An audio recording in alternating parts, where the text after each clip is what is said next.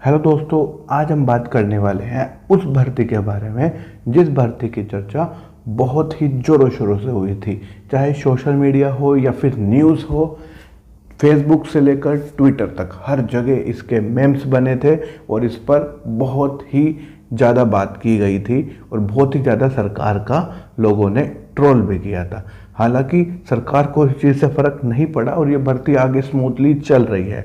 तो हम बात करने वाले हैं अग्निवीर के बारे में।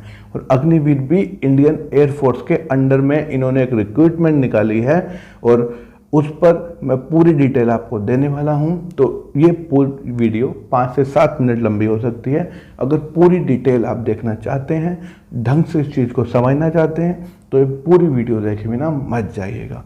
तो दोस्तों, इसी के साथ इस वीडियो को शुरू करते हैं।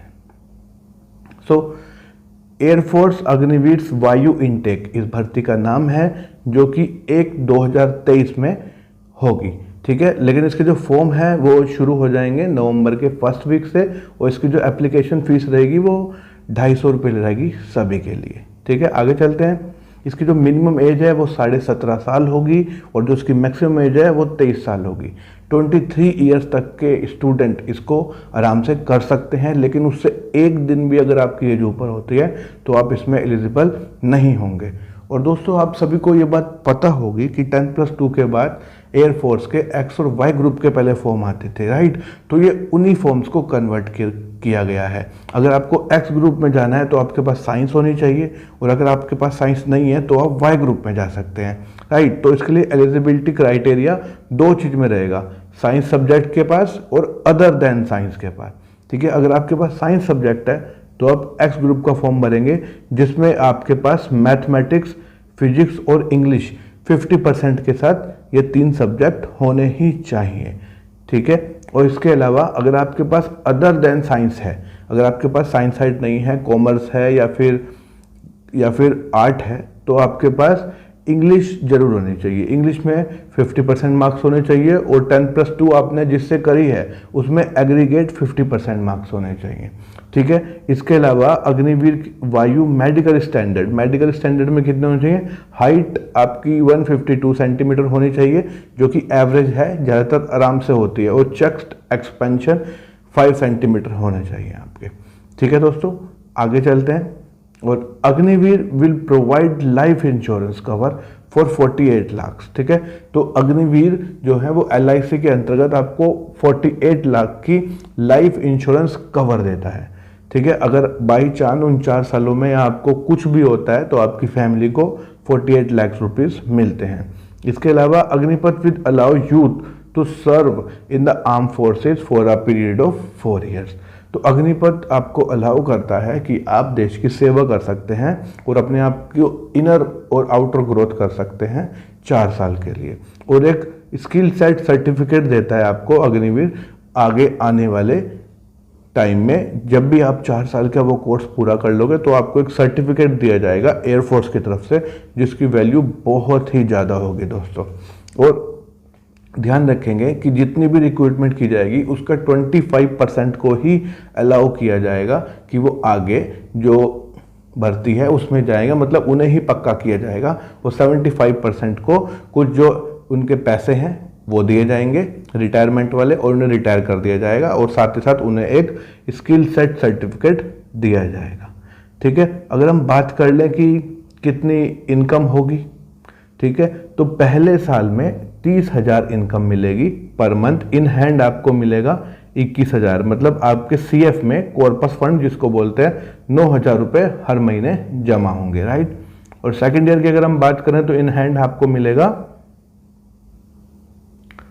23,100 रुपये और 9,900 रुपये, मतलब 30% आपका CF में कटता रहेगा।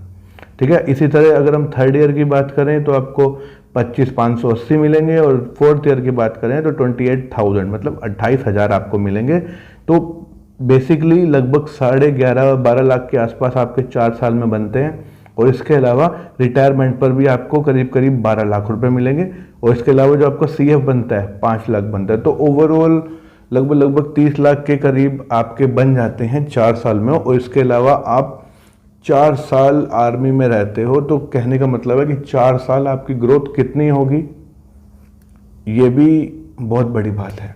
तो देखना आपको है कि आपको ये फॉर्म भरना चाहिए या नहीं चाहिए। ये भी एक्स और वाई ग्रुप की तरह ही है। इसमें हुआ क्या है कि पहले पेपर से ही डायरेक्ट सिलेक्टेड हो जाते थे, अब पहले ही ये 3 से 4 हज़ार लोगों को सिलेक्ट करेंगे और फिर 4 साल उनसे प्रैक्टिस करा के उसमें से अच्छे 25% को निकाल लेंगे।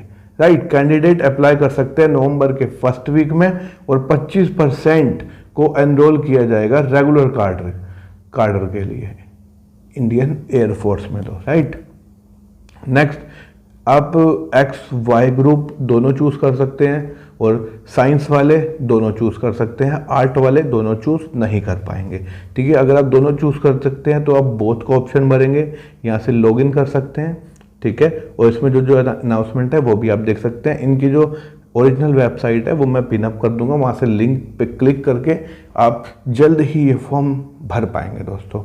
इसकी जो शुरुआत होगी फॉर्म की वो 1 नवंबर से होगी या फर्स्ट वीक से हो सकती है नवंबर के, या ऐसा भी हो सकता है कि नवंबर मिड या लास्ट तक इसका फॉर्म आए। ये इतनी भी बेकार स्कीम नहीं है दोस्तों, इसका जो प्रचार किया गया है वो बहुत बेकार रूप से किया गया है। तो ये कोई बहुत ख़राब बात नहीं है, क्योंकि 25% तो कन्फर्म हो रहे हैं और 75% के पास बहुत अच्छी स्किल आ जाएगी।